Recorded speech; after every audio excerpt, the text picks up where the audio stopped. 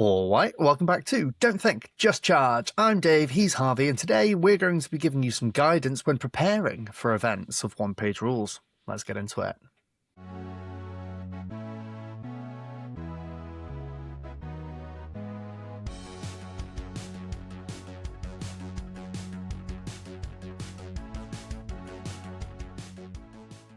All right, so what is the pitch for today? Harvey and I go to a crap ton of events. We are very lucky in the UK. We have lots of very keen tournament organisers and hosts, so we get to go to an absolute shit ton. This is really for the people who maybe have been to one and you didn't think that it's given you enough confidence to go to another, or you've never been to an event. You've been practicing on Tabletop Simulator, you've been playing with your friends, but you really want to go and either just start to play more games of OPR, meet new people, get into a circuit and, start to use all those things to play more games, or maybe you're eyeing up a tournament, you're eyeing up Adepticon, you're eyeing up UK Games Expo, or one of the number of other events that are run around the world, and you want to go, but you've got analysis paralysis, right? It happens. Everybody gets a bit anxious about this sort of thing. You're throwing yourself in front of new people, doing your hobby with someone else can be quite exposing, really, as well. We're here to tell you everything's okay. It's great fun. We really encourage people to go to events. And let's give you a little bit of guidance around it about what to expect, how to prepare, and what to do whilst you're there on the day. I think that's probably quite a fair little summary of the people who we want to talk to with this. Anyone else who you think this really appeals to, Harvey? No, I think this is, it's very, very classic to be scared of going to your first event, right? Mm-hmm. Like wargaming is not the most social of hobbies, right? You can spend lots of time inside painting minis and stuff like that, and you can be a bit overwhelmed by the thought of going and meeting 16 people, right? The tournament host plus the 15 players you're playing against. And yeah, I think this video really came from that, right? Like, we love seeing new people at events. We especially like seeing new players, people who are just getting into the game. And yeah, it's so you can feel like you know what to expect. So that can give you a bit of confidence walking into it, really. Yeah. Absolutely. And on that point of what to expect, let's just go through a few things of what is an event? What can you expect on the day? So really that first question is a very good one to say. What is an OPR event? It is a day-long event, typically, where you can expect to play multiple games of OPR in a single day. That's really it. Yeah. And that kind of breaks down into different styles of event that are run, and we'll talk about that when we talk about the preparation of it. But the theme that's common throughout is that you'll be playing a few games. Typically it's like 3 or 4, sometimes it's more, sometimes it might be fewer, but you'll be playing more than one game, and that will contribute to your result on the day. Now, each round will typically be about 90 to 120 minutes, so an hour and a half to 2 hours, but it can be less or more depending on the game size. And it's the sort of thing that will, usually start early in the day. Ours starts at about 9 a.m. and have an hour for lunch, and then it can end anywhere from 5 to 6 p.m., maybe even a little bit later. Yeah, I think these things, timing tends to be quite flexible, right? Like, you never know if someone's going to take a little bit longer in a round. But the one guarantee you always get is you're always going to get like 45 minutes to an hour for lunch, right? So don't be worrying about food. Most of these events take place in cities and towns and stuff, right? Like, a lot of game stores are just conveniently situated around the corner from Subway. At least in England they are. So there's always going to be opportunities for you to grab stuff. So don't worry about that stuff. And most people for game days, they'll bring a backpack with their minis in it, some water, some snacks maybe. So yeah, if you're one of these people who kind of has a little panic about food all the time, or if you just eat a lot like Dave, then you don't need to worry too much, right? Like, there is always something in reach. And a lot of the stores actually sometimes do food themselves as well, right? Sometimes the events are hosted at pubs and stuff like that. You can grab food there, and so on. Yeah. So those are that is going to be really how the timetable of the day runs. Do bear in mind, though, that it might be advertised to be like from 9:30 until 5:30. that might be the running time for the rounds. Sometimes that last round could take a little bit longer. You might have a late start coming out of lunch somewhere, and your tournament organizer, who we will refer to as a TO, they might give players a bit of grace time, so it can run over, and then you will typically have prizes at the end of the day. Yep.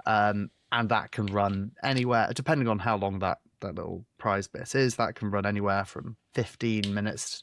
I mean, we've been at events where people are just having a really nice time chatting, and it can take like 45 minutes. Yeah. So do just kind of be mindful of that. Yeah. It tends to also, at least in the UK, there often tends to be a little like community announcement section at the end as well, where everyone goes through all the tournaments that are coming up and where they're going to be and how to get tickets for them and stuff like that. So yeah, you'll often find that an event that says it finishes at 5 will finish half an hour or so after that. Yeah. There's also, so in that, when we talk about prizes, it depends about what prizes there are on the day. We come on to talk about preparation of what style, as I mentioned, but you will typically, I'd expect to see at any event that you will see prizes for the players who have performed the best on the day. Those are the players who've won the most rounds. Typically, you'd expect to see at least one player who's gone undefeated, and that player's had a really good day, and they'll get a prize for that. There are very frequently, there are alternative prizes. The one that we see most commonly is an excellent one, which is best sports person. You'll be asked to vote on who of the people you've played really has shown the best sporting mentality throughout the day. But then, of course, there's the best painted quite often. Yep. And loads of little things like that. Yeah, sometimes you get wooden spoon awards for the person who's performed the worst and such like that. Yeah. Another common thing that we're starting to see in tournaments that we're playing in and events that we're playing in is kind of like spot prizes throughout the day as well. So, I think basically all the most recent ones, the TO will go like, okay, the next person to roll 4 ones in a single roll wins this mini, right? And the first person to shout out just goes and gets themselves a little Blessed Sisters mini or a little event mini or something like that. So just another thing to be aware of throughout the day. There might be spot prizes, and you might also be expected to vote either at lunch or at the end of the day on best painted and best sportsman. Yep.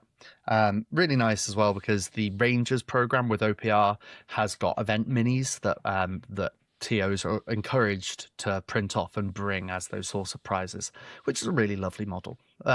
Both a game model and a miniature model as well. Yeah. One of the moments was tripping up on the same word meaning multiple things there. It's a really nice little thing to do, and it's also really good fun. More often than not, we find like there were so many points. We were at an event very recently, and there were so many times where the TO would shout out, "All right, first person to kill a tough 12," and someone will put their hand up and go, "Just done it!" That exact second there. Was always the second activation of round 1. I've already done the tough 12 thing. Bring me my prize right now. I love tapped in with 2 deadly 6 shots. So yeah, that's the way that the day will typically roll out. You will go, be there all day and have a nice time. But knowing about what the day isn't everything. Of course, you've got to prepare for it and play. So preparation is key with everything in life. This is not a business video, though. This is an OPR one, so we're not talking about that. What are you packing in your bag? Your equipment is a good place to start. Yeah. So there's the basics. So to play the game, you need minis. If you don't bring your minis, then it's going to be a very short day for you. From there, you need dice, obviously. You get little packs of these are the ones I take, right? Just a little pack like this. I think there's like 24 dice in there or something like that, maybe more than that. Yeah, 24, I think, in there. In general, you want enough dice to be able to roll all your attacks in one go. So if you've got a unit that's got 20 attacks, then 20 dice seems like the right point, because you can roll it in 2 10s then, and if you lose a couple of dice or you need them for tracking, then you've got enough. You need a tape measure, which, you can use literally anything for this. Obviously, the game is played in inches, so try not to bring one that's got centimeters on it, unless you want to be doing conversions all day. And that could be anything. Us pesky folk who live in the European continent, loving the centimeters and all that. Yeah, make sure it's got inches. Yeah, and also it's in general it's easier to play with ones that are like hard tape measures like this. I know some people bring game aid measuring, measuring tape, I guess, or whatever they're called. Yeah, so in general, mean the full fabric tape? I mean like a fabric one. Yeah, you can see all sorts of stuff for measuring, right? Like something rigid, because measuring ranges like 24 inches is hard to do like that. Objective markers is another thing that most places recommend you bring. Now, obviously, if everyone at the tournament brings objective markers, then you've got twice as many as you want, which is nice because most times there'll be people who don't bring them, myself included. And then player aids, right? So, markers to say things are activated, markers for debuffs, spell tracking tokens, all that kind of stuff. And in general, all this stuff, none of it needs to be like, you don't need to bring the most beautiful objective markers. Some people like paint off little banners or like have these little rubbery things. You can just bring blank 40 mil bases. You can use £2 coins. You can use literally whatever you want really as objective markers and activation markers. You'll find something in your house that you could just grab very quickly and use as it. If you've got board games at home, you can grab some tokens from that if you need to be, right? Like Really there'll be helpful, something somewhere. And especially if this is your first event, very likely it's going to be like more stressful than your second and third and fourth, right? So bringing things that can help that you've remembered that you've activated units can just be really useful for you, especially if you're in like 10 activations or whatever. You might get bogged down. Round trackers as well. You just like using dice to make sure that you know what round the game's on. Very easy to forget that. Very helpful. So yeah, in terms of like equipment, that's what I would bring. One point worth noting is that if you're, for example, like me, and you track your wounds with dice, which is a very common practice for wargamers, make sure that they're different dice to the dice that you're rolling for your attacks and saves and so on. Because it happens so frequently that I'll go, right, here's my dice. This guy's got 2 wounds left. Let's put a 2 right by the mini. I'm going to make 10 attacks, and I roll 10 dice that are the exact same shape and cut. And then there are 11 dice on the table, and I go, I don't know what I've just effing rolled. So do try and do that. But of course, then if you're using the OPR, there is as well on the OPR website, or maybe it's a Patreon perk. Can't remember. There is a template of markers that you can find that have got like activation markers and wound markers that you can either print off in paper or in FDM. I think I don't know if it's official OPR stuff, but there's an Etsy store that does them as well if you want to go and buy them. Just make sure it's clear for you and your opponent what each marker on the table means, because it'll just help your day go that much smoother. Yeah, on that topic as well, a minor thing, but often basically comes in every single game and people don't tend to talk about it, is just clarifying if you're counting up or down. Oh, yeah. That's a big like thing. It happens all the time, right? Someone puts down a dice that says 4 on it, and you go like, I don't know if they've got 2 wounds left or if they've got 4 wounds left. I can't figure that out. And on the topic of rolling dice in general, a lot of people use dice trays to avoid the situation where you roll and it's scattered across the table, right? So if you only have 1 set of dice, just bring like a clear Tupperware box or something like that, right? Like something that's very easy to roll in. I've got like a tiny little box that I used to just carry my dice in, and the first UKG you went to, I just rolled in that every time because I was picking up 20 dice, and it's like they're just going to go everywhere otherwise. So I think that's another important point. So you can bring those, and then apart from that, like stuff that you should bring, because it's going to make the game a lot easier, is your list. Most events, at least in the UK, ask you to print off 2 different versions of it. One to pass to your opponent and one for you to hold on to, so you both got the reference. 2 copies, not versions, not 2 separate different versions. Yeah. Build one without any of the rules on it for your opponent, so they're confused all game, and then print off 2 different copies, of it. If you don't have a printer at home, like loads of people will be doing it in the event, so if there's an event chat, you can just always ask. People are really friendly with this kind of stuff, right? Like nobody cares about 2 sheets of paper. An absolute worst case scenario, just bring it on Army Forge, and like you can show it to your opponent, you can send them the link, pass your phone, whatever you need to do really. And then the only other thing that I would maybe suggest doing as well is if you're new to the game, bring the rules with you as well. OPR 1-page rules is just a sheet of A4. It can be on your phone, it can be on a tablet, whatever you want really. But if you're a little bit shaky on the rules, it's nice to have them on hand so you can check. But also, unless you just happen to be playing against someone else who's completely new to the game, the person opposite you is probably going to know the rules, and you can just ask, right? They're playing the game as well. They want the game to go smoothly. You go like, oh, like how does cover work? Is this cover? And oftentimes you can just reach an agreement with stuff anyway. Yeah, absolutely. And I mean, I've played more events than you, as many. We both played. Yeah. I don't know what the number is. We both played a crap ton of events. We've been playing OPR events now for years. And even so, on Sunday, at the time of recording this, we were at an event last week. I still had to be like, hey, how the hell does flying work with up and down? I had to go and ask, because it was something that just my brain went, nope, that rule not in there today. Yeah, so never having come that up with a up, game. just Easy having done. access to the beginner's rules, the beginner's guide on your phone, just knowing where that URL is, very, very helpful to have. Yep. Lovely. Other things to do then when you're preparing, make sure you know where the event is. Really important. Like, Yeah.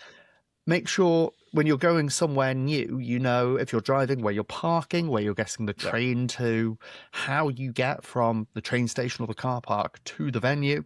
Really helpful to have. Lots of events provide guidance on that stuff as well. Yeah. They'll say where the closest car park is, how much it costs, right? How close it is to train stations, stuff like that, right?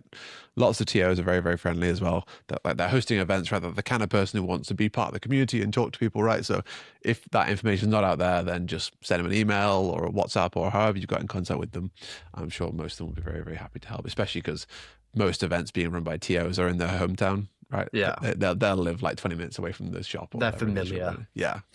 Yeah. Really important as well is make sure you know when, both in terms of saying what time in the day.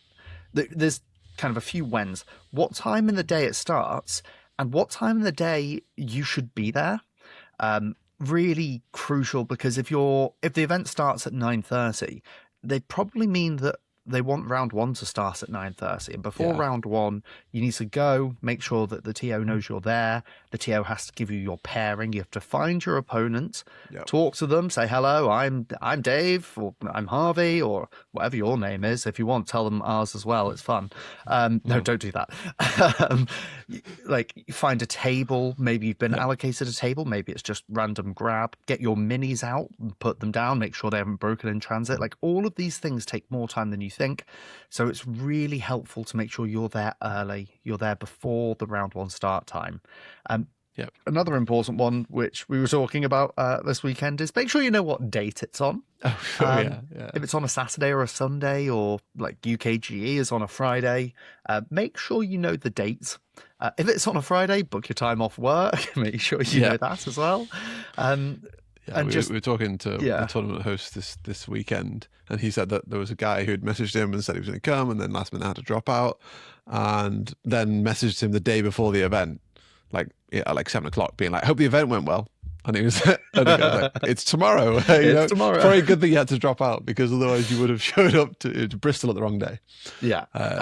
Make just double check the date. It's very easily done to think that it's a Saturday event when it's a Sunday event, or vice versa, or so. Yeah. Then, thinking about things a bit more crunchily, make sure you know what type of event it is. Is it a competitive event? Is it a narrative event? Is it a casual event? We've got an event coming up actually in the UK that is being advertised for new players. If it's a new player event, that doesn't mean you should be excluded from it, but it just means that you know the attitude to bring. Because that then leads into, you should think about what type of game pack it is.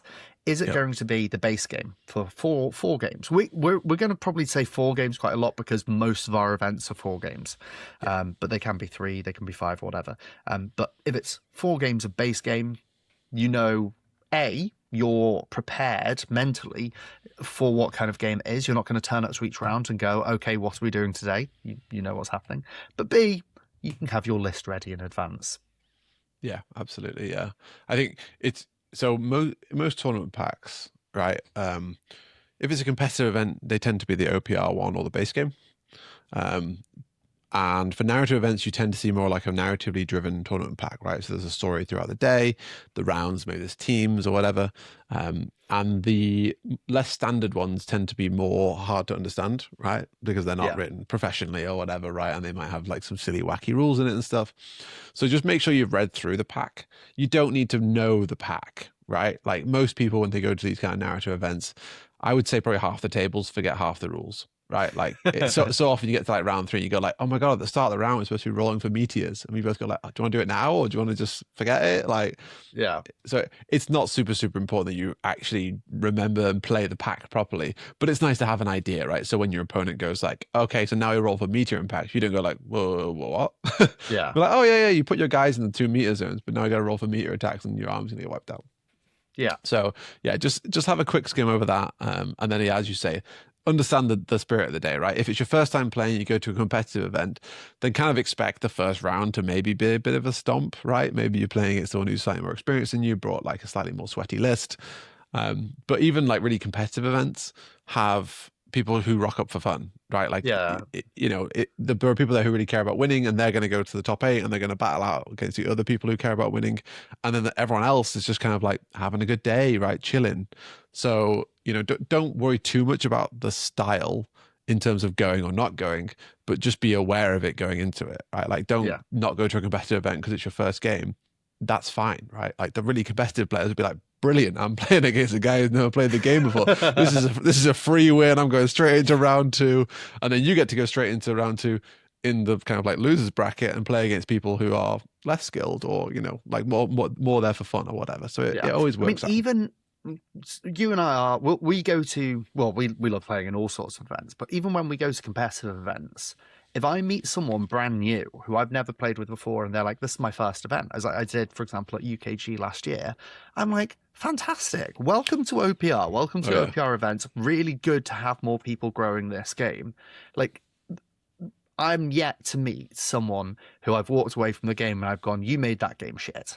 Everyone who I've played with is, no matter how competitive, we've had a good time. Like, even when their dice go horrendously badly or your dice are rolling really hot or whatever, people are having a good time. So don't be afraid of competitive events. No. Just because it says this is a competitive event, don't let that put you off, because what you get to do is still go and have a good day with a load of people who just want to play OPR with you. And you might find the people in your early rounds who do just want to crush the game and win the day. That isn't going to be everyone. And more often than not, you'll get a couple of rounds in and you're just having a good time and rolling dice, and those worries just fall away. Yeah. The thing I always actually struggle with when I play against someone who's never played before, or is their first couple of games, because when I meet my opponent, I always say like, "Hi, nice to meet you, I'm Harvey, whatever. How long have you been playing OPR for?" Right? And they'll be like, "Oh, this is my 3rd game." And then I've got to be like, "Oh, I've got like a YouTube channel and I think about it every day and I go to every event." And yeah, exactly. So like, be like, it's going to be a fun game though, I swear. But yeah. We usually turn up in like branded stuff as well. And oh like, my God, with t-shirts. What does that mean on your t-shirt? I know, so cringe. Yeah. And then the last thing in terms of prep before tournaments, or just event days in general, is some of them require you to submit your list ahead of time. Now there's 2 ways this tends to go. One is like submit them a week in advance, and then once we've got everyone's, we'll release the pack, because we don't want anyone building lists based on the pack. Mm-hmm. Or it'll be just, okay, we just want them in advance, and maybe like they'll badge you until you pass it in, or they'll dock some points from it. If it's a competitive event, sometimes it's like, okay, if you submit your list in advance, then you get 1 extra point, which everyone will obviously get if they care about it. So yeah, just double check to make sure there isn't a deadline for list events. Most events that are going on nowadays, you'll probably have a Discord or a WhatsApp group or something like that, something where there is kind of communication between you and the person running it. So you'll be able to tell, because they'll probably start pinging people in there and say like, hey guys, don't forget, list in 3 days, list in 2 days, list in 1 day, list in 45 minutes. Guys, 15 seconds until your list needs to be in. So yeah, that's another one. Well, I will say, as the guy who I have run an event and I've helped out with others, please send your lists to your TO when they've asked for it, because they're there to help you. And what it means is that you can have good communication with them about what happens. Like, I ran an event last year that, in fact, we covered it on this channel. I think it's the first video on this Don't Think Just Charge. Go check it out if you're interested. Yeah, when I ran the surgery that changed what I look like in my name. Before Harvey was reborn and discovered the gym. No, I mean from turning into Ed. from Oh, from right. editor. I Yeah, am also very much true. stronger now. Anyone who's been watching the channel, you can drop a comment down below complimenting my big biceps. That's okay. Don't compliment him. He was big-headed before he found the do. gym. Yeah. Look, if you've ever seen me and Dave next to each other in real life, you know there's only one of us with a big head, okay? And it ain't me. There's a reason he sits further away from the camera, mate. Yeah, I got a fisheye lens one for a reason. He's got that wide angle. That's actually a 360 camera. Oh. It's a 360 camera positioned on Mars, and we can still see him sat there. He's zoomed out, okay? What was I saying? Yeah, help your TO, because your TO wants to make sure you have a good day. And if you submit your list, like, everyone makes mistakes. This is something as well that on your day we'll talk about, is mistakes. But everyone makes mistakes at every point, and you can just submit a list thinking, this is fine. And you've just put it all together, but you forgot to click duplicate on a unit, and you submit an 1,800 point list because you didn't add that extra 200 point unit. And your TO will hopefully look at it in advance and go, you okay? Are you missing something? But at the same time, maybe you're doing something funky. But then if they get the time to, they will look at it and come back to you on things like that. It also means that they can check and just make sure, you're not accidentally had 5 heroes. Also, it means that it's very clear that when you turn up on the day, again, if you've packed the wrong minis in your army, you can just say to your TO, I'm really sorry, I've goofed. I've submitted this list. I've actually brought these minis. Can I do that? And it's just about good communication there. Yeah, exactly. I think the final point for me to touch on about preparation, which I think is probably the most important one, is we mentioned before, bring your minis. OPR in general is a mini agnostic game, which introduces a more relaxed crowd, I think. Yeah. So if you have a heap of plastic that is unpainted, unbase coated, it's stuck together with glue, it's on a base or whatever, you can bring that, right? Like, don't feel like you need beautifully painted, perfect minis, right? Like, basically every event we've been to in the past couple of years, someone has brought a heap of plastic that's just gray, or they've spray painted it purple or whatever, right? Like, it doesn't need to be anywhere near perfect. Yeah.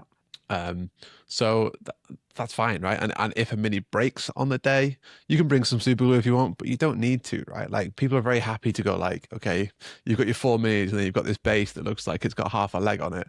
That's fine, right? Like, we're not too worried here, right? Some players will want to take pictures of the game and stuff like that and would prefer you to have slightly painted minis, but no one is ever going to turn around and say you're not allowed in this tournament unless it's been clearly signposted. Yeah. So so don't feel too stressed about getting don't not go to an event because you couldn't get your tank painted, right? Like, it's fine, it will work. Last summer, I want to say it was, we played that 1,000 point Age of Fantasy event.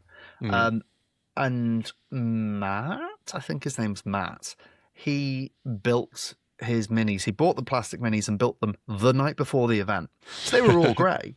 And full credit to him, right? He has stuck that project through, and I think he's on the verge of finishing his project of his vampires now.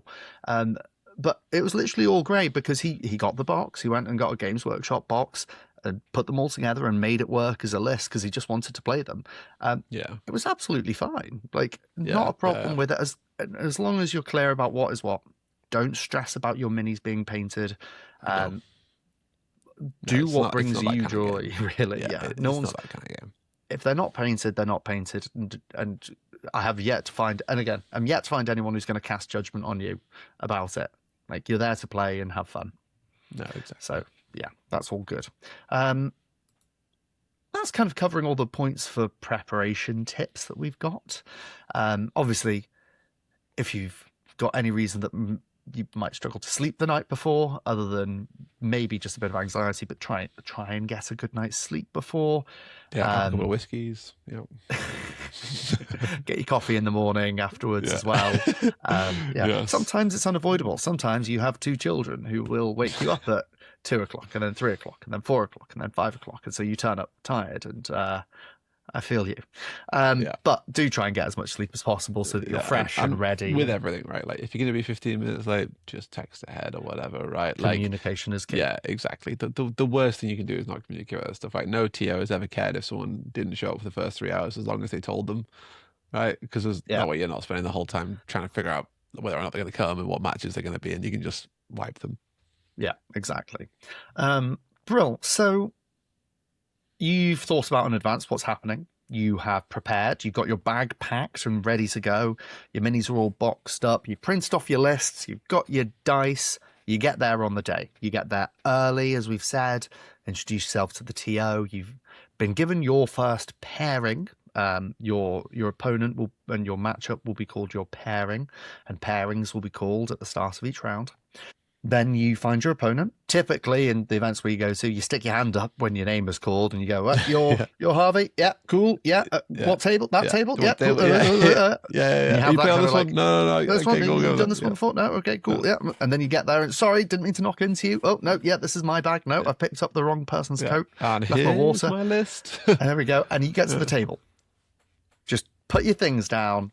Greet your opponent. Say hi.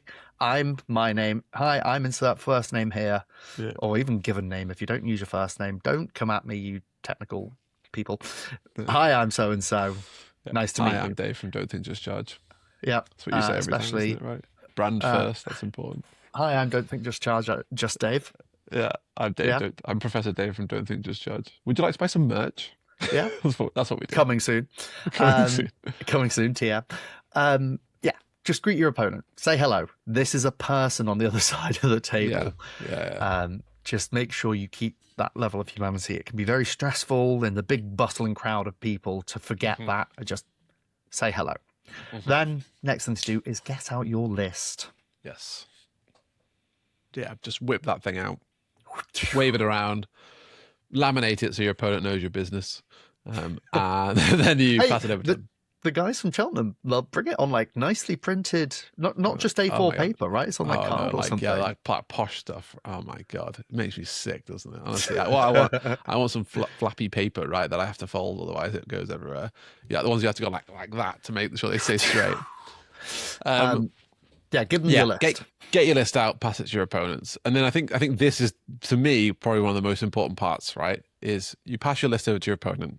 The two of you look at each other's lists, right? And you can pretend to. You don't have to actually do it, right? Just fit in. You can kind of glance through it, go like, oh, there's swarms. Okay, yeah, right, okay. Then what I like to do is I like to ask my opponent some questions about their lists, right? Because when you get past a 2,000 point list, there's a lot on a page, right? Like if you have an encyclopedic knowledge of every single unit in the game, you're still going to not notice things, right? You know, I might know everything a Saurian warrior does, but my opponent might have put an aura in that I've never seen before. So yeah. Just start asking questions about them. Just what I like to ask is, are there any movement tricks in your list, right? Is there anything in particular you think I should know about it, right? Because at the end of the day, they've passed you all the information you could possibly have. It's basically an open book exam.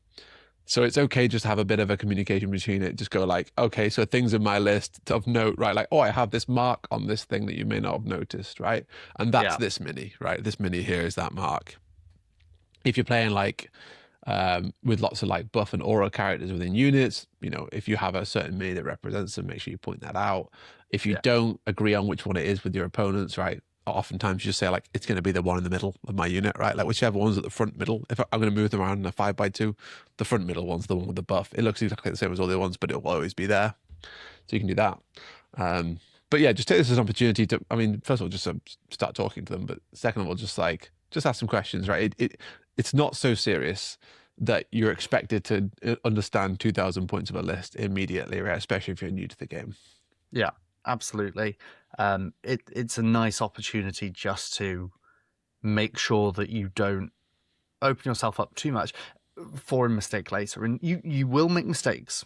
Everyone makes mistakes, but it's a nice opportunity to set the grounding. And Harvey's touched on something as well there that's very important. Whilst you're going through your lists with your opponent, going through theirs, be very clear about what model your units are, or what unit your models are. That's the way of saying it. Yeah. And I think also like it's a good opportunity at that point as well to talk experience, right? So if you've never ever played against Dow Union and your opponent's brought a Dow Union list, you can say like, oh, I've never played against this before. How do they work, right? Like OPR is not super complex. So it takes about 10 seconds to explain what it does, right? You know, Dow Union, oh, if I'm shoot from far away, I get +1 to hit. Oh, cool, right, thanks. That's all I need to know about that whole list. I'm good to go. But even broader than that, right? Like, this is your opportunity to say sort of like, oh, by the way, this is my second game.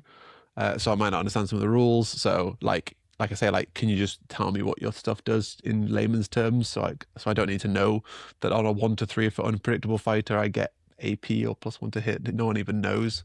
1 to 3, that's AP. 1 to 3, that's AP. 4 to 6. That's more hits. That's why it's a half rhyme. Come on, no. I'll think of something better. You talk. I'll think. But yeah, so you don't need to be, an expert at the game, right? Just ask questions, right? Like your opponents, most of the time, are very happy to explain stuff to you about their list, right? Very likely they brought something they think is cool, and we love talking about things we think are cool, right? So, yeah, and also like if your opponent is then like taking the opportunity to talk to their minis with you and stuff like that, like let them do it, right? Like some people really want to big up their things when they go like, oh, check this out, right? Yeah, there's a guy, Sean, right? Sean, we play against in UKG, very first one of the Lincoln guys. Yeah. First game we ever played against, he starts putting stuff down. He goes like, check out these mutants from literally like fucking 500 years ago or something like that, right? Yeah, he pulls exactly. out literally the most ancient minis I've ever seen in my whole entire life, and I was like, that's sweet. What the hell? These are rad. So take the opportunity, right? Like, people have stories for their minis. John, we mentioned him 100 times on the channel. He comes with dwarves that were his mum's. His mum had Warhammer dwarves in the 80s and 90s, right? And he brings them these gorgeous metal minis out. And like it's a good opportunity to be like, fuck, sick minis, cool army. You put an effort and like establish a really good vibe for playing your games. So you've met your opponent, you've gone through your lists, you've gone through your minis. Look at the table in front of you. Now, obviously, from a more strategic perspective, drink it in, know what's going on. Watch you don't think discharge videos. Yep. Yeah, doing all that. Yep. Oh, shit, that should have been number 1 in preparation. That was stupid. You're already doing it. You're here already. You know what you're up for. Go watch our Playing the Game series. We're mastering the game series. Mastering the game. And if you're here, by the way, and you haven't, please subscribe to the channel. All that usual spiel. You owe it to us. That's been 30 minutes of our life we're never getting back. You ungrateful sods. Or at least a thumbs up. Or at least, I don't know. That was quite aggressive. Comment, please. We're going to good bad cop this shit, It's the only way we're going to grow as a channel. Anyway, look at the terrain on the board and have a chat with your opponent about what terrain is. Absolutely. Talking about mistakes. I've made it. I'll make it again. Just be very clear. Like, if you've got a building on a template, like a bit of cardboard or something, is the building effect? Is it blocking? Is it difficult? Is it the whole of the template or just the building structure? Yeah, huge. Really important to do. Like, is there a barricade? Yeah. Is the barricade just cover, or is it line of sight? Or is it just, what's the word? Scatter terrain that has no source of impact? Yeah. Things like that are very important. Oftentimes, can you shoot in and out of the building, right? Many like buildings you have on maps may or may not have windows built into them. Sometimes people say like, let's just treat it like there are windows. Other times we can only shoot out sides with windows, whatever, right? Just every terrain piece, just go through and quickly assess what's what. In general, try and include some difficult terrain. That a lot of boards can struggle for difficult terrain. This is something we mentioned in the past. We did a terrain setup video. Yeah. But you can use all sorts of things as difficult terrain, right? You can say stuff like, the building isn't difficult terrain, but if you leave the building, it's difficult terrain, right? So like if you walk through a wall, that's difficult terrain. So you can only move up to 6 inches. So you can do stuff like that. Yeah. You can even do like, like the uphill section of this hill is difficult terrain. The downhill section isn't, or whatever. You can do all sorts of dynamic If you're stuff. Going in but not going out, that sort of stuff. Yeah, right? Exactly. Yeah. So, just have a quick run through about the stuff, agree on what's fair for the two things. If it's a really casual event, then you can even go like, okay, well, what does like you can say something like, my list is full Strider. So I don't care about difficult terrain, right? Like, so let's just have a discussion now about how much difficult terrain we want to play with, right? Because if you don't want to play with Strider and this is a casual event, let's not put any on. If it's a competitive one, you can just go like, okay, well, I think we should have, these ones can be difficult terrain, and I think that's fair, and you come to some sort of agreement about it. But it's all super low stakes, right? Like, don't stress too much about this stuff. But it's just important to establish it at the start, because otherwise you get 40 minutes into a game and go like, oh no, I thought that was line of sight blocking. Yeah, and someone absolutely. gets down and goes like, no, I can see your hand through the crack in the wall. Yeah. And you So want to yeah, just avoid anything like that. You want to make sure that when you're in the game, it's running smoothly and you're having a good time. And manage expectations, communicate clearly.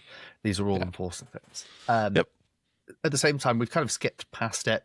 I'd expect a tournament pack to tell you what line of sight rules you're using. But if not, clarify it on the day and with your opponent. Either you'll be doing one of a number of things of being true line of sight, as in, if you've got mini A and mini B, they can only see point to point on their actual models, or you'll be using something like the hybrid line of sight rules, which in my view are the best. Or there's one set of rules which is just top down as well. yep, Just make it clear what's happening, because again, yeah. it avoids anything like that later. Yeah, you can find them all in the rules, but just to give a quick summary of the other two. So true line of sight is literally you look from one mini to the one. The hybrid ones are like tough values decide your height. So like a tough one can see a tough one as long as there's nothing in between. But if you let's say a tough three was trying to look at a tough one, if there was a tough one between them, the three can see over the tough one because it's got more tough, right? So it's kind of like a hybrid style, where you're not really looking at the minis, you're looking at their stats and then deciding from there. And then finally, there's the top-down one, which is like base to base. So you just treat everything like it's a base, and you draw lines straight between them, and you don't think about anything else. And if you draw a line between it, and there's no units between, then you can see them. So in the top-down one, you tend to also have that like, okay, well, I draw a line from my guy to your guy, and there's a tough one guy in the middle of it. It doesn't matter how tall my guy is here. There is a tough one guy in the middle of it that stops line of sight, which is actually I think the real rules for OPR, like the base ones.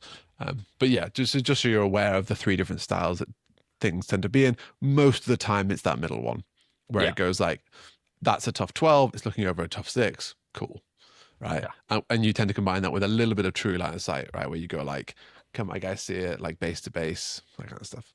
Obviously, big guy bigger than small guy can see over small guy. Yeah, you can Things also like as you're playing through the game as well, and these kind of questions come up. You can often go like, "How many are you happy with me having in here in line of sight?" Right, like go like, you're like, "I'm looking at this. I think there's about 4 or 5. What do you think?" And sometimes people go like, "Yeah, 4 or 5. I'm happy." Other times they want to get a tape measure out and check. But yeah, you can be flexible with this stuff, right? Like you just come to like an agreement with your opponent. Absolutely. And what that does take us on to then is etiquette. Now, Yes. we had a bit of a joke about what other points of etiquette you could make about war gamers in advance. We're not talking about that sort of stuff. What we mean is just good conduct in the course of a game to make sure that everyone is having a happy time, boundaries are respected, and you get through it without anybody thinking, oh, I wish you didn't. Which we are talking into the grounds of how much anxiety can we put in a kettle. But these are just the common good practice ones, I think, that we would expect. We try and observe ourselves, and we would expect other people to do as well. Yeah, and in general, these things of etiquette help maintain the integrity of the game.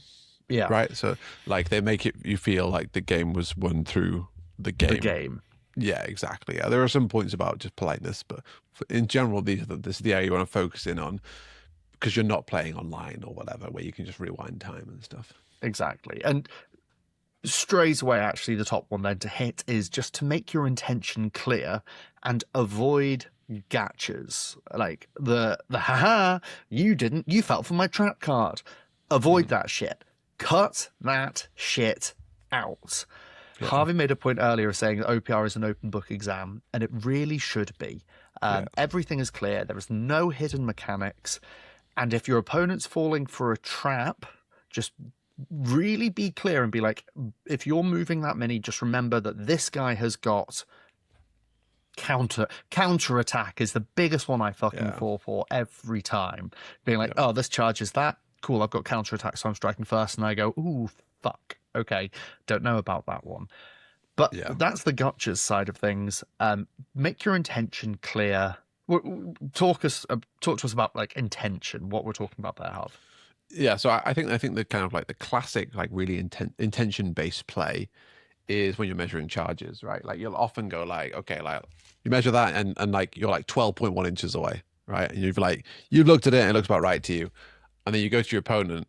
I'm putting these so that they're just out of charge range, right? And put them so they're 12.1 away, right? And sometimes your opponent would go like, okay, well, I think that one needs to move slightly further back then. But you agree in that moment that they're 12.1 inches away, right?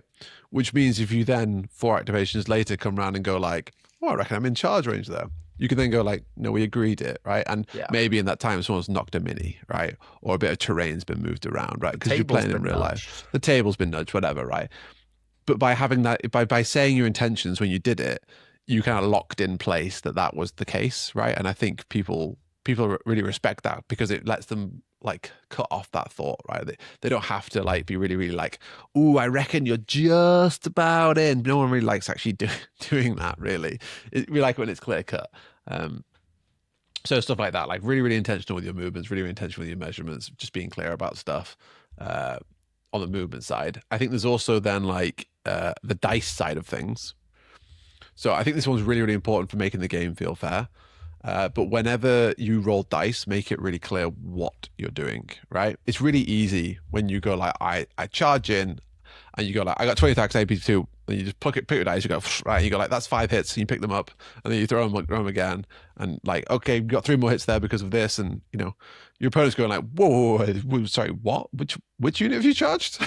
Yeah. So just be really, really slow and intentional with stuff. Like you move your minis in, you go like, right, I've got 10 guys, they've got A2 each, they've got lacerate, right? So I'm rolling 20 attacks on a 4-up. You roll them, you go like, you could just pick them up one at a time. 1, 2, 3, 4, 5. Okay, that's 7 hits, right? And your opponent can look and watch as you're doing it. And then you communicate to them what you think is going to happen next, right? You can go like, okay, well, that's 7 hits with lacerate. You're on a 3-up, maybe you've got cover, so you're on a 2-up, re-rolling 6s. Right? Yeah. Your opponent knows exactly what happens next. They pick up the dice they need, and sometimes they use your dice. If you're happy with that, you can pass the dice over. Sometimes they want to use their own. Most of the time, people use their own. Yeah, and then they roll a dice. Post-COVID world, people prefer to roll their own dice. Yeah, for sure. Yeah, and then you pick them up and you roll it. But it's been really clear about what's happening all the time, right? You know, if you've got unpredictable fighter, make it obvious that the roll, your random roll you're doing is that. Yeah. It also happens quite a lot for like morale checks, where maybe you have like multiple units making morale checks, or like you forgot a rule at the end of combat, so you go back and re-roll it, and the order gets mixed up at some point. Just be super clear with every roll ever, right? Just go like, okay, I'm rolling morale for these guys. They're a 3-up into a fearless 4-up. Yeah. Right. Roll 3-up, that's pass, whatever, right? Just make sure that's super, it'll slow down the game slightly, but you'll never get the point where your opponent then has to rewind the game. That sometimes happens where you forget rules and stuff. And if you're playing so quickly that your opponent doesn't get a chance to explain what's going on, then you're playing too fast. Yeah, absolutely. And especially in 3.5, where over 9 inches, I have +1 to hit, which we forget. Or shred and ones do extra things is abundant. One of the things I try and say when I've rolled my dice and I'm picking them up is going, okay, so I was hitting you on 3s. I'm going to actually pick up missed hits right here, because I try and do it that if I make a mistake, it's in my opponent's favor. Oh, okay. Yeah. Right. So if I'm rolling 3-ups to hit, I'm going to say to my opponent, I'm actually going to pick up misses here, because if I'm fucking around and I am clumsy and I pick up a 3, the person who is like the person who's being punished for that mistake is me. If I'm making the mistake, I'm the one who is suffering the detriment. So I will try and do that. And like, if my opponent's rolled a load of defense rolls, I'll say, if we're clearly getting on well and they're fine with me handling their dice, I'll say, I'm going to pick up to help you. Like, you've rolled 40 defense rolls, I'm going to pick up passes, so that any dice that are in my hand are passes. And then I know that all I'm doing at that point is helping my opponent, and I'm not interfering in a way. They might be like, no, I'll pick it up, and it's like, fair enough then. I'm not going to do it. But when I'm handling my own dice, certainly I will try and make very clear that I'm taking out fails, for example. Yeah. And like a good example as well for the intentional dice thing, right, is what often happens. Let's say I do 20 attacks and I hit all 20. It's a bloody miracle, right? And my opponent has 6-up defense into 5-up regen, right? And they pick up 10 dice and they roll 10 dice. And they go like, okay, these have failed. These 6s are passed, and they move them out of the pile. They might then pick up those dice again and re-roll them because they want to do their regen. That needs to be said. right? Because just say it. your opponent might think you're doing defense checks again, right? So like, let's say you failed all 10 of them, right? And it looks like you just picked up 10 more dice and you rolled and then you start picking up fives. If you didn't say beforehand, it leaves this level of uncertainty about the whole thing, right? Because some people might just roll and go like, oh, this is regen because they see a bunch of fives, right? So you need to be really certain about this stuff just to bring ease to the game and make it feel very, very like honest and above board. So just be super, super clear. If you pick up a dice, announce what it is. If your opponent's about to roll a dice because of something you've done, just reiterate what the success criteria is. I think that really, really helps. It helps your opponent as well, right? Especially when you're like doing AP calculations, right? Because it's really good to go like, your defense 3 up, I've got AP 3, that's a 6, you're in cover, it's a 5. Because by talking through it, your opponent might go then, yes, but I also have sturdy, so actually it's a 4. Yeah. And in your head as well, you might have been going, oh, no, I calculated for that. So when I said I'm AP1, I'm actually AP2, but I've factored in your sturdy. And so, and again, it goes back to that point. Really, the headline for this should be communicate. Communicate clearly, right? It is a lot of that, yeah. But it's be intentional about it, right? Really think about it, right? Because it's so easy to start just like rolling the dice, getting the swing of it, and kind of forgetting these things, right? But the most important thing about being a good opponent is just like being clear, right? Because you don't need to be chatty, you don't need to talk about your life, you don't need to crack jokes, right? As long as you're across the board from someone and you're playing your game and you're being clear about it, the person's going to be happy, right? Yeah, so, you can focus on the game, really. Exactly, and with that as well, when you're rolling your dice, make sure when being clear, you're rolling it clearly where your opponent can see. If you're playing on a really like busy board with lots of terrain, it's all gummed up, don't roll it behind a big rock. Like go over it, stand beside your opponent and roll the dice somewhere where you can all see, where you're not going to hit minis. Just be thinking about this sort of thing, about being clear. Yeah, and another thing as well that is really useful to do as you're going throughout the game, on the topic of big terrain pieces, is remind people where units are. Oftentimes small units can get lost behind terrain and forgotten about. You say you've deployed your single hero on your side of the board behind a building, your opponent can't see it, right? And they probably only knew it was there for about 3 seconds of their life when you went, I've deployed a guy there half an hour ago. So just be really, really clear that they know what's going on with that stuff, right? Like I played a game on this weekend just gone where I moved some birds behind a rock on my opponent's side of the board. And then I played the whole of round 2 and I just completely forgot they were there until the very, very last activation. And he went like, you've got these birds here. Are you going to do anything with those? And I was like, I completely forgot about that. I would have literally, they would have been there for all 4 rounds if you hadn't mentioned it. Right? So it's super useful to just be like reminding people, right? Because you can't see both sides of the board at the same time. Yeah. And really, like that does take us very nicely onto the next point, which is a very important one. Be forgiving of mistakes. Everyone makes mistakes. We've played tons of events. We make mistakes all the time in events. Just understand that the mistakes are 99% of the time. People are just really, they've whoopsied. They forgot to say something. They forgot to measure. They forgot to do. One of the biggest examples I think of is something that happens quite a lot is someone will like make a charge and go, okay, so I'm going to do this. And you're like, all right, like someone charges your alien hive spores and they're like, oh, I'm going to attack you with all of these. And you go, I'm about to explode at the end of combat, right? And just deal 10 hits to you. And they go, oh shit, I didn't know that's what your unit did. One of the big rules I will generally apply is if no dice have been rolled, if no other decision has been made, let them take it back. Like just take it back. Yeah, for sure. If you're in activation and someone's moved and gone, oh shit, actually, no, I don't want to do that because XYZ. It's not touch piece, move piece in chess. Just say, all right, cool, move it back. Think about it again. Nothing has... It's a bit harder to assess if it's fair to do that. If someone's made a move and then I've made my move and then they make their move and go, that first unit actually shouldn't have done that because that move has influenced my turn then, which has then influenced yours. That's a bit harder to go back from. But where there's been no influence, just let it go back. Yeah. And also, I mean, I've also had events. You actually watched a game once, right? Where we were under the cosh for time, me and my opponent, and I went, "This is doing this caster roll," and he went, "Yeah, okay," and I rolled it, and I went, "Okay, that's dead," and he went, "Oh, I meant to cancel it out," and I went, well, do you want to do that again? And I'll re-roll it and you can cancel it. And he put up his hands and went, no, I made the mistake. I'm letting it go. Yeah, Right? yeah. Like, just, and again, that's back to the communication point. Yeah, for sure. I think also the more forgiving you are, like we're humans, we're fallible, right? Everyone is. The more forgiving you are of your opponent, the more forgiving they'll be of you as well, right? Yeah, Like yeah. you'll make a mistake in the game, and if you've been a hard ass the whole time, they're probably going to be a hard ass back to you, right? The best way of getting someone to be kind to you is to be kind to them, right? That's just straight up how it it really works, is, right? right? Now there are different circumstances here, right? If you're playing like an ultra competitive tournament, right? Like, don't feel too bad about like being a bit more strict about the rules, but most events don't fall under that category, right? Like, we're talking like 2% of them are like ultra Yeah. competitive. Most of them are there for the fun of it.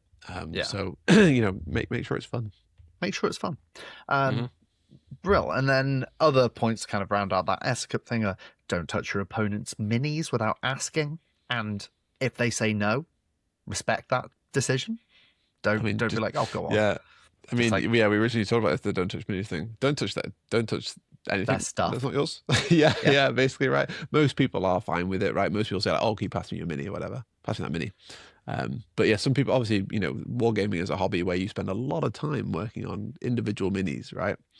And so actually, if someone spent 5 hours painting their badass with a flaming sword, they might just not want people touching it, right? They might just be like, that's my precious little thing and I really don't want it to break because you might accidentally drop it or whatever.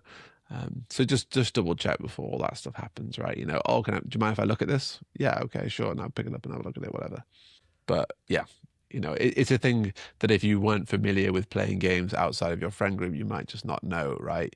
You guys might everyone's just be very comfortable. Exactly, yeah. So it's just one thing to be aware of. Most people are completely fine with it. You ask and it's okay, right? Or they'll tell you to manhandle the minis or whatever, right? You play against me and I'm literally pushing them around like they're just like Lego pieces. I played an ogre list where I was running little ones and I had 10 of them and I brought them in a piece of tinfoil. Right? Like I literally just tinfoiled them up and I just unraveled them and they rolled onto the table and I huffed as I flipped them back over onto their bases. So you've made the joke a few times. You just want one of those old-time military sticks to shove your minis around the board. Oh yeah, for sure. Yeah, absolutely. That would be sweet.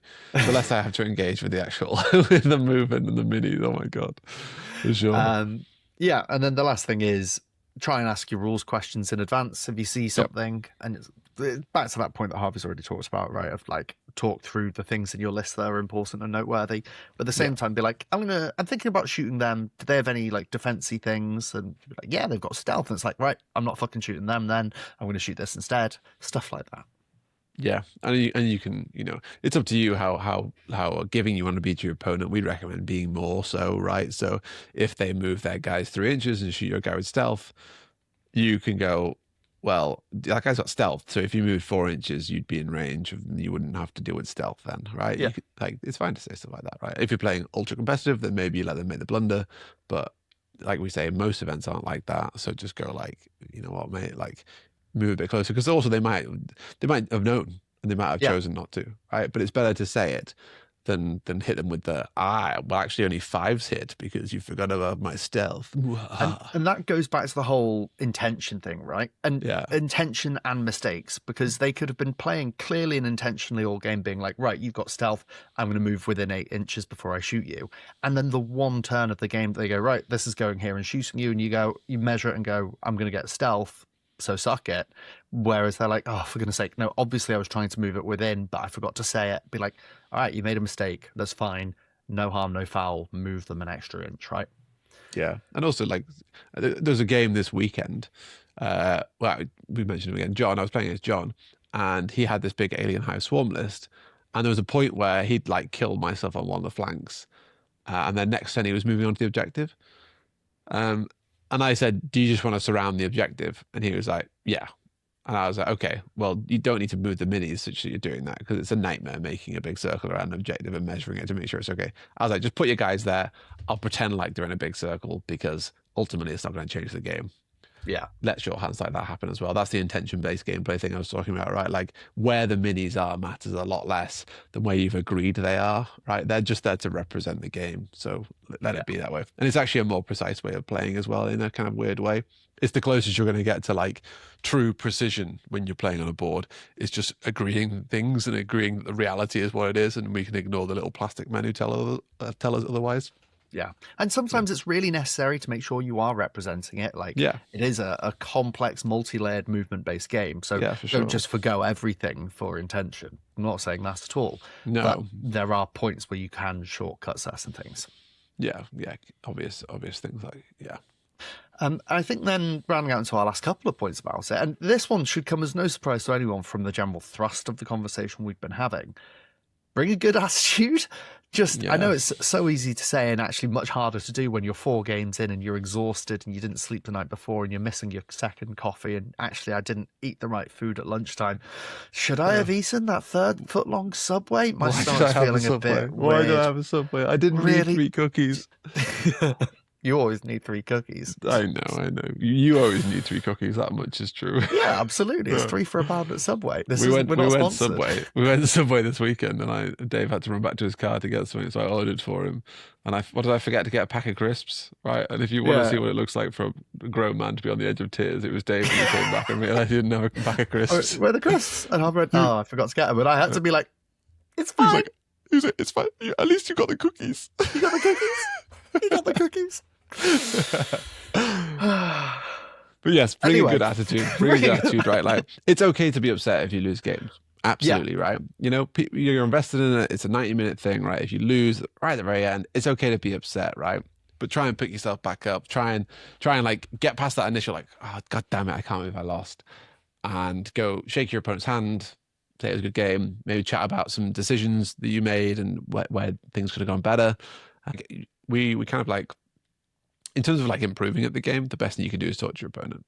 Right? Yeah, if your opponent's just beating you at the game, they'll say stuff like, I was really surprised when you didn't charge my guy here. And you'll go, I was really surprised. I didn't notice I could charge a guy there, right? And it really helps you learn. That's the way you're going to get better at the game. But yes, absolutely shake your opponent's hand at the very least, right? Like show the respect to just be like, good game, mate. That was a lot of fun. Yeah. Because even if you feel bad at the time, you probably did have fun throughout it. Yeah, absolutely. And like, and as well, bad beat stories happen. Like, you can be like, I would have won if I hadn't. How many games have come down to the last morale check, right? Like, too many games come down to that last morale check. And it's like, imagine if this one roll had gone completely differently. Imagine if I hadn't hit you twice with my 20 attacks on 2-ups. Like, all of these things. Imagine I'd roll one more hit. Or one more, or one fewer, or da-da-da. All of these things are part of the game. Try and pick yourself up and dust off. Like, people talk about having good mental in video games and things like that.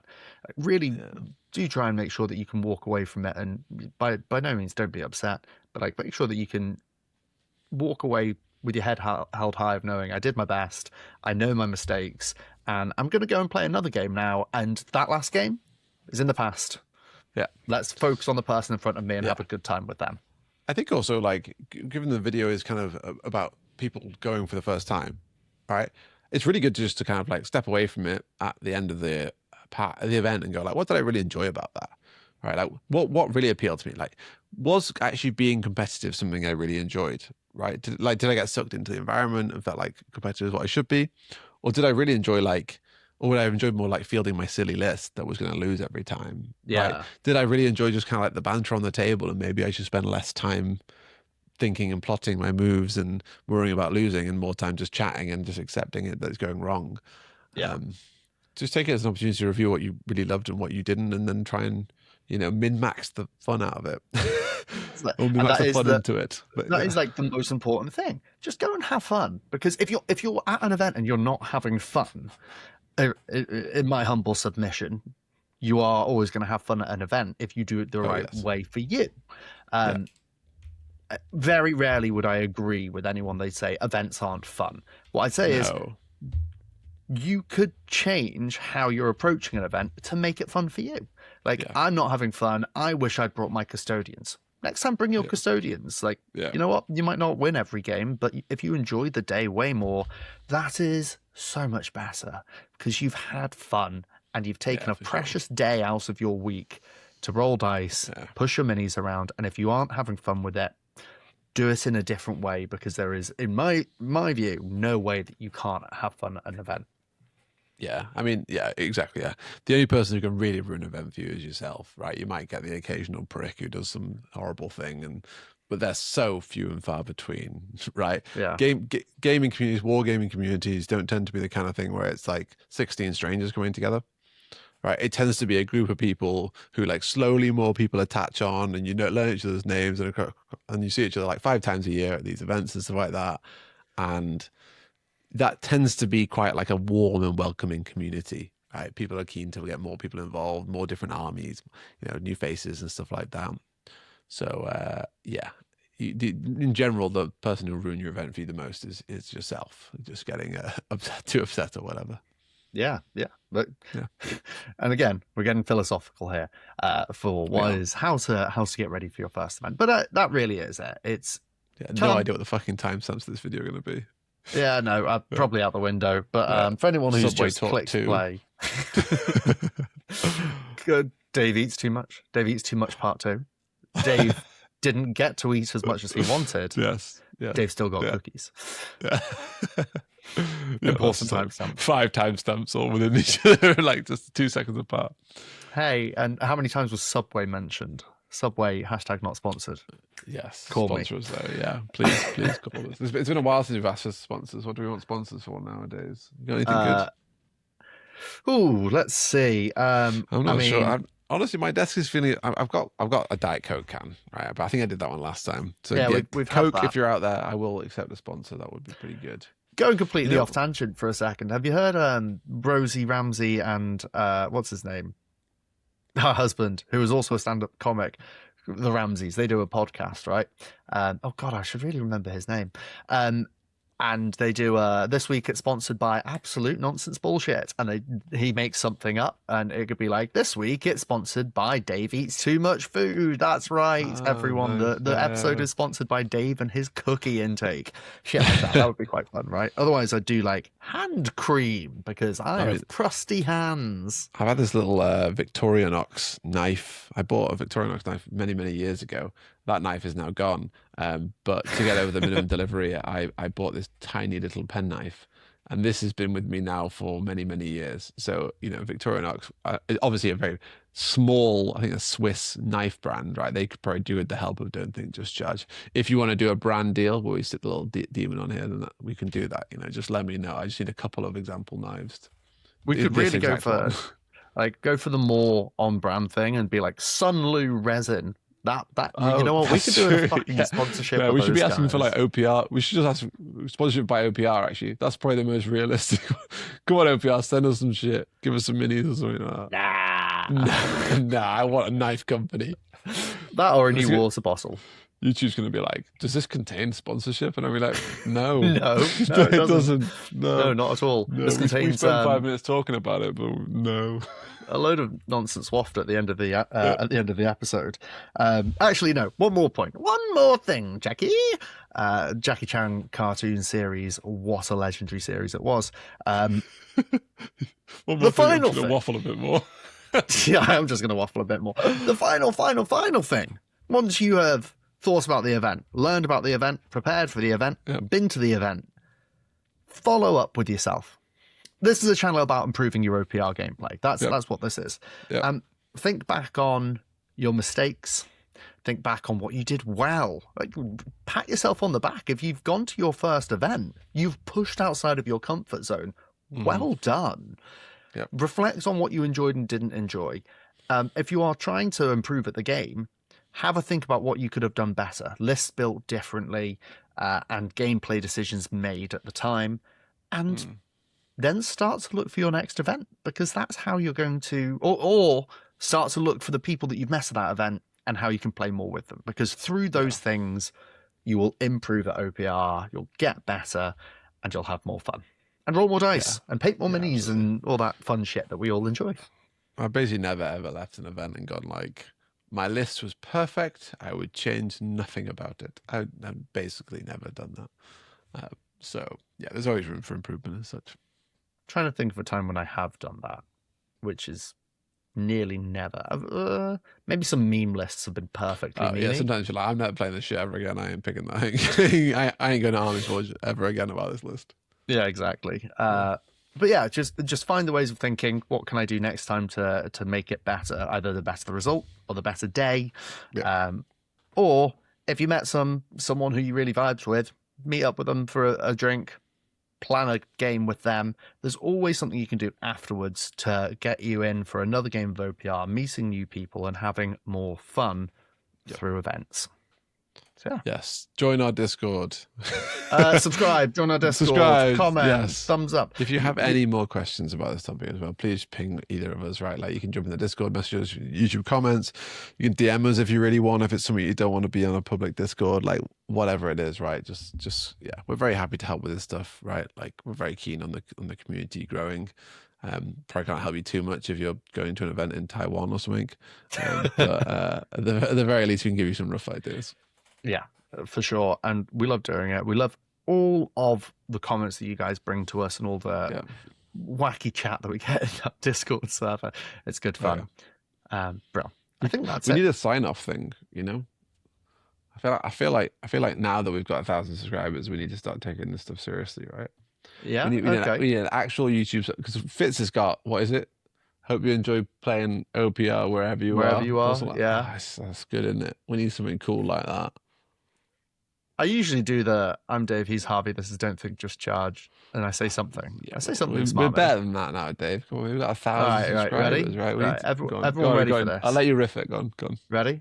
All right. Yeah. Thanks for watching. Don't Think, Just Charge. By the way, for those of you who are going, like, why is this still in the fucking video, right? Like, Harvey's just going to leave this in. Like, Harvey does the editing. This shit's staying. Professional.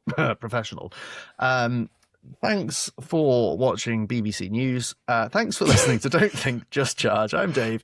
He's Harvey. And this has been Don't Think, Just Charge. You stay classy, San Diego. No. That was shit.